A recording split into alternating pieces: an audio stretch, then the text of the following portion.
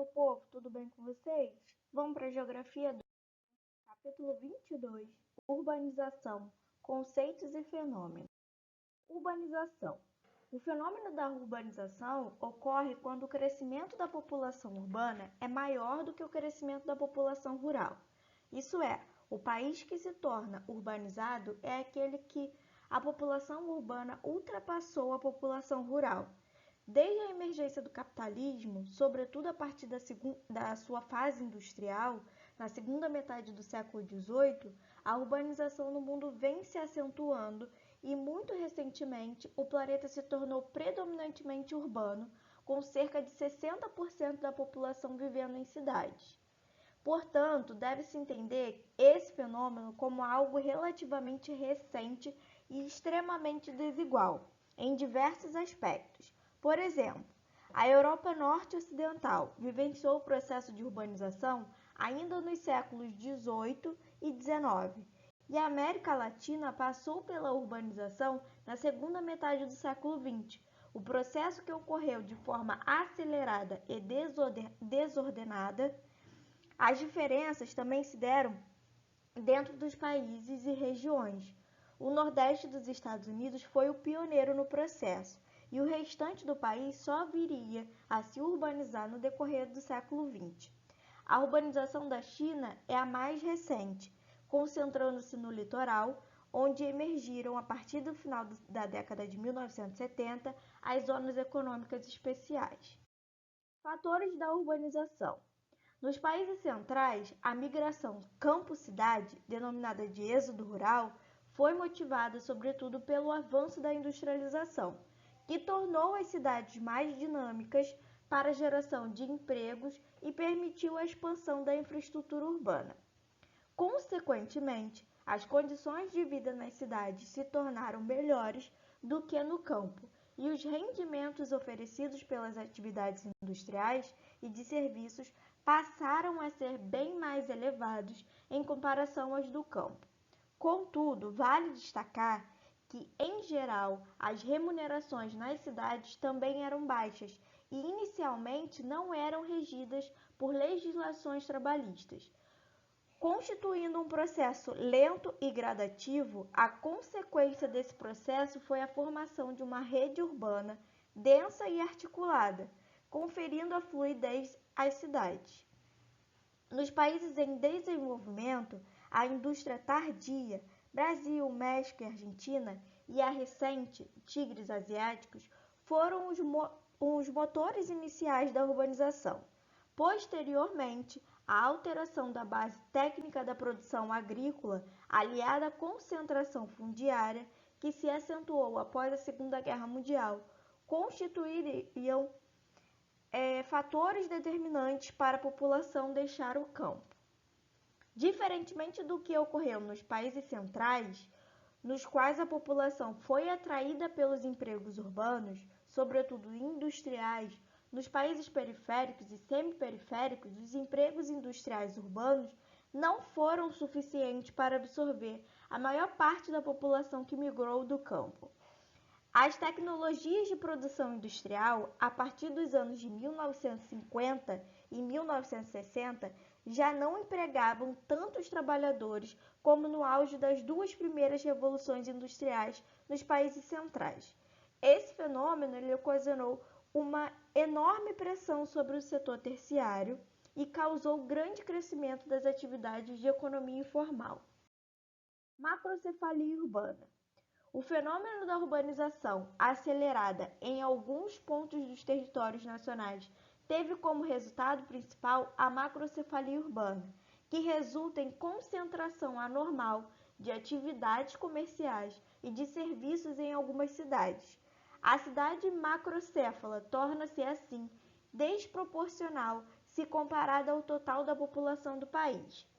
No México, por exemplo, a população da região metropolitana da Cidade do México é de 19,4 milhões de habitantes, o que representa 16,5% da população de todo o país. No Brasil, a soma das populações das duas maiores regiões metropolitanas, São Paulo e Rio de Janeiro, representa também 16% de toda a população de um país com dimensões continentais. Apesar de ocorrer em alguns países centrais, esse processo é típico dos países periféricos, por ser o resultado de hiperconcentração espacial do desenvolvimento socioeconômico aliado à ineficiência das políticas públicas na redistribuição dos investimentos. As megacidades são cidades com mais de 10 milhões de habitantes, oriundas do processo de urbanização. Segundo a classificação da ONU, trata-se de um processo difundido principalmente em países periféricos e semiperiféricos, por conta do resultado da concentração excessiva de investimentos em alguns pontos do território e do elevado crescimento populacional do país. O sistema capitalista, por sua própria natureza, gera intensa concentração geográfica de capitais. Os empresários, dependendo do tipo de negócio, buscam a instalação de seus investimentos em locais nos quais a infraestrutura é mais densa, o mercado consumidor é maior e a oferta de mão de obra é barata. Além disso, os custos devem estar dentro do orçamento. Entretanto, o poder público, a depender da sua capacidade de agir e interesse político, pode mitigar o processo de concentrador, fomentando o desenvolvimento de locais e regiões específicas. Em países periféricos e semiperiféricos, frequentemente é comum a grande fragilidade de políticas de mitigação da concentração do desenvolvimento socioeconômico, o que potencializa a emergência de cidades com números populacionais e econômicos mais expressivos. Contrastando essa realidade, ao mesmo tempo em que há o surgimento dessas concentrações, outras regiões dos países são pouco povoadas e enfrentam problemas socioeconômicos de diversas naturezas. No Japão, país central, as condições para o surgimento de megacidades não estão relacionadas apenas ao processo de concentração espacial de investimento, mas também das condições geográficas do país. Por ser um arquipélago montanhoso e ao tamanho de sua população, em torno de 128 milhões de habitantes. Nos Estados Unidos, a concentração recente de investimentos no estado da Califórnia gerou a megacidade de Los Angeles, um pouco menor do que a de Nova York. Além desse conceito, há também o de metacidade, que por definição é um aglomerado urbano com mais de 30 milhões de habitantes. Metropolização e conurbação. O crescimento intenso das principais cidades de um país gera o fenômeno da metropolização, resultado da concentração de investimentos, empregos, comércios, serviços e infraestruturas em alguns pontos do território, aliada às mudanças que ocorrem na base técnica da produção agrícola e na estrutura fundiária. À medida que a população e a ocupação crescem, a mancha urbana integra áreas urbanas de outras cidades ao redor. Esse fenômeno é conhecido como conurbação. A conurbação é um fenômeno comum nas metrópoles, mas não é obrigatório que ocorra em todos os municípios pertencentes à região metropolitana. O importante é observar os fluxos, bem como suas intensidades e qualidade. Ademais, à medida que o processo de conurbação se estabelece, os problemas de infraestrutura urbana tendem a ser comuns ao conjunto de municípios que fazem parte da região metropolitana. A metrópole possui internamente sua própria hierarquia, na qual o município, intitulado central, é o grande dinamizador do fenômeno da metropolização. E é a partir desse município que se inicia o processo de integração e de onde partem os principais fluxos. No entorno do município central, há os municípios periféricos, integrados ao núcleo, cumprindo principalmente o papel de cidades dormitórios. Megalópolis. Os maiores fluxos entre metrópoles do mundo estão onde se encontram as megalópolis, que são áreas de conurbação entre duas ou mais metrópoles.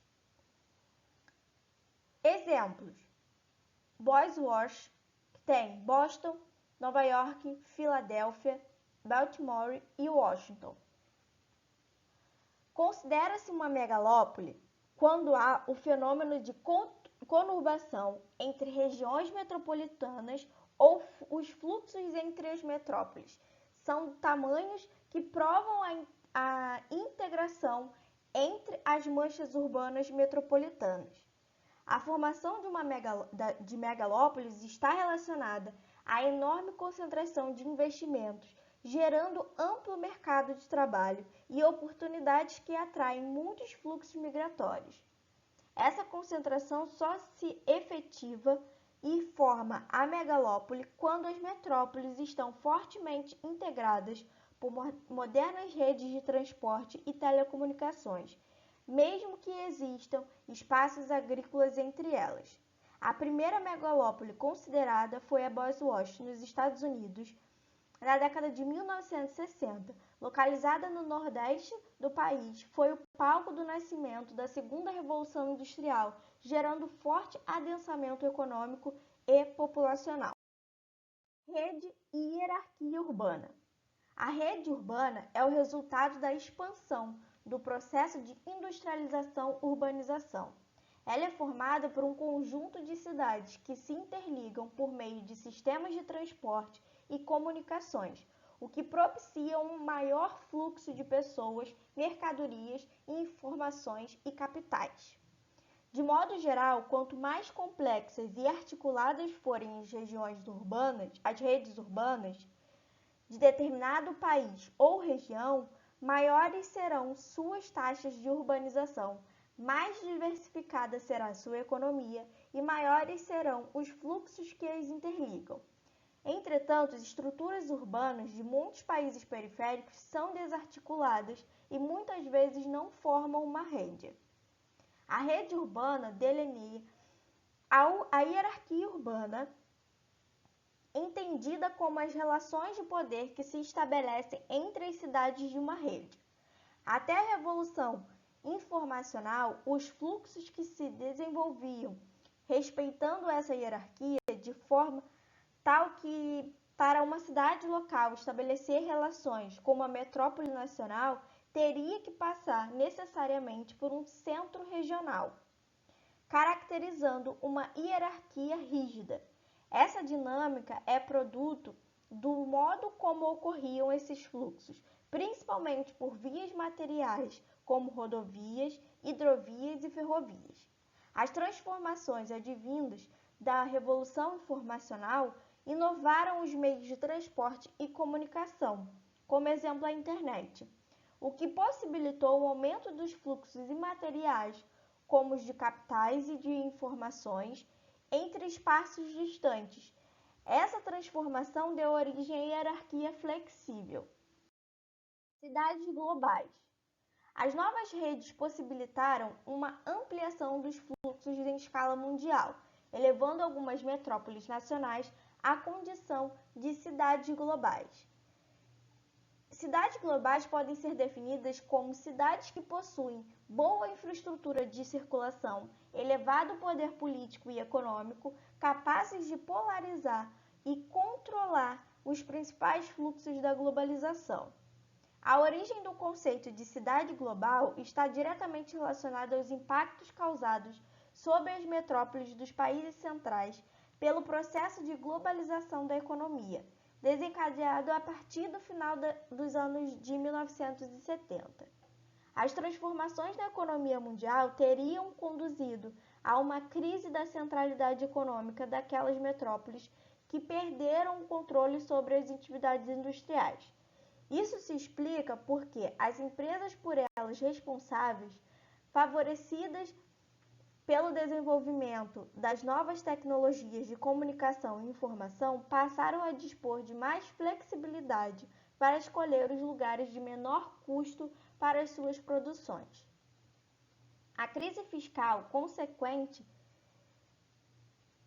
o aumento do desemprego e a ausência de solução para os novos problemas urbanos somaram-se aos demais como ingredientes preocupantes que ameaçavam o futuro das metrópoles.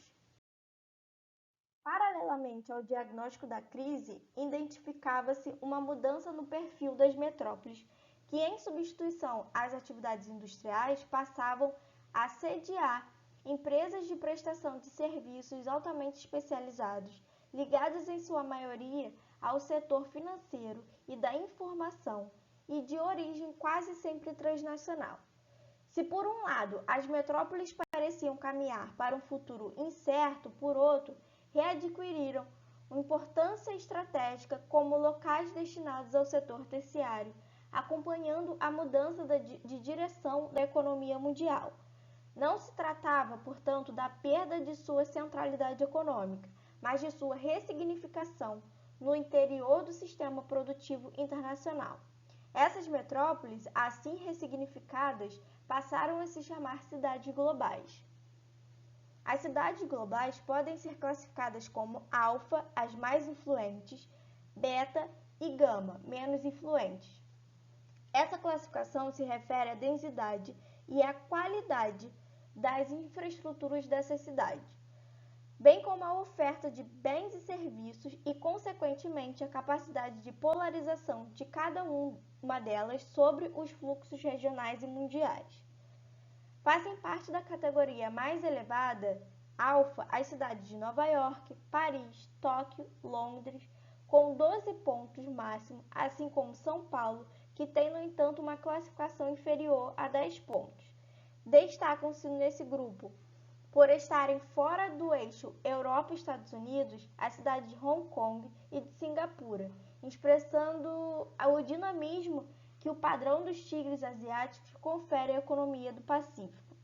Além delas, a lista possui 69 cidades com evidências de formação de cidades globais, entre as quais incluem Rio de Janeiro, Brasília, Salvador e Belo Horizonte. Tecnopolos também é produto da Revolução Técnico-Científico-Informacional. Algumas cidades passaram a se diferenciar como centros de inovações tecnológicas e de formação de mão de obra de altíssima qualificação. No entorno delas houve a concentração industrial e específica, que são os tecnopolos. Normalmente, as cidades médias próximas aos grandes centros apresentam economia de aglomeração em função da qualificação de suas atividades, além de um excelente desenvolvimento do meio técnico, científico e informacional, e espaços de amenidades que contribuem para o bem-estar e a produção da comunidade científica. Involução metropolitana, fenômeno relativamente recente, caracteriza-se pela redução do crescimento relativo da população das metrópoles. Suas causas são complexas, mas pode-se afirmar que as raízes desse fenômeno estão relacionadas ao novo modelo organizacional especial das empresas, que fragmenta a produção e os serviços pelo espaço. A consequente redução da capacidade de atração das grandes cidades, haja vista que a redução do dinamismo do mercado de trabalho industrial. É possível também perceber a redução da qualidade de vida das grandes cidades, evidenciando a sua crise social. Como efeito mais importante da involução metropolitana, menciona-se o aumento do crescimento populacional das chamadas cidades médias, cidades com populações de 100 mil a 500 mil habitantes, constituindo o que ficou conhecido como desmetropolização. Gentrificação. Esse fenômeno urbano vem se intensificando nas grandes cidades nas últimas décadas. Diferentemente de um planejamento urbano que pense a cidade como todo, a gentrificação se caracteriza por intervenções urbanísticas pontuais nas áreas centrais das grandes cidades, com o objetivo de modernizar as infraestruturas já obsoletas e refuncionalizar determinadas partes da cidade, atraindo novos moradores e novas atividades, inclusive por meio da construção de espaços de lazer e condomínios para as classes sociais com rendas mais elevadas. Porém, esse processo provoca a expulsão de comunidades de antigos moradores de rendas mais baixas devido à severa valorização dos imóveis e alta dos preços dos serviços ofertados na região central. As áreas centrais das grandes cidades, no decorrer do século XX, tornaram-se crescentemente violentas, de alto custo para a instalação de empresas e com uma infraestrutura absolutamente saturada.